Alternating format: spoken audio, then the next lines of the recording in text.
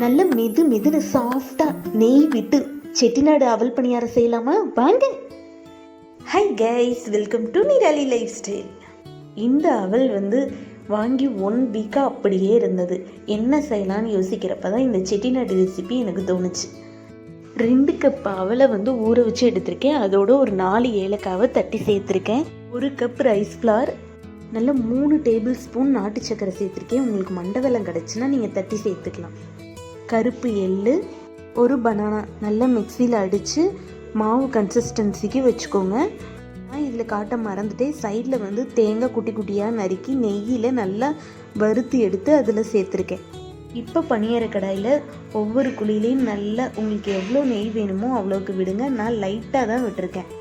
அடுப்பை சிம்மில் வச்சு இப்போ நான் அந்த மாவை நீங்கள் ஒவ்வொரு கரண்டியாக எடுத்து ஊற்றுங்க. நீங்கள் எவ்வளோக்கு எவ்வளோ சிம்மில் வச்சு பொறுமையாக இதை செய்கிறீங்களோ அவ்வளோக்கு அவ்வளோ சாஃப்டாக மெதுன்னு கிடைக்கும். இது 2 வீக்குக்கு 1 டைமாவது லஞ்சாவோ பிரேக்ஃபாஸ்ட்டாவோ உங்கள் குழந்தைகளுக்கு நீங்கள் தாராளமாக கொடுக்கலாம். ஏன் ஈவினிங் ஸ்நாக்ஸாக கூட கொடுக்கலாம். நல்லா ப்ரௌனிஷாக வந்தோடனே ஒவ்வொரு பணியாரமாக திருப்பி விட்டுக்கோங்க. இந்த மாதிரி ஸ்நாக்ஸ் ரெசிபீஸ்லாம் நீங்கள் பார்க்கணுன்னா நிராலி லைஃப் ஸ்டைலை சப்ஸ்கிரைப் பண்ணி வச்சுக்கோங்க. அப்போ தான் நான் போடுற வீடியோ உங்களுக்கு நோட்டிஃபிகேஷனாக வரும். இதே மாதிரி ஒரு சூப்பரான வீடியோவில் பார்க்கலாம். பாய்.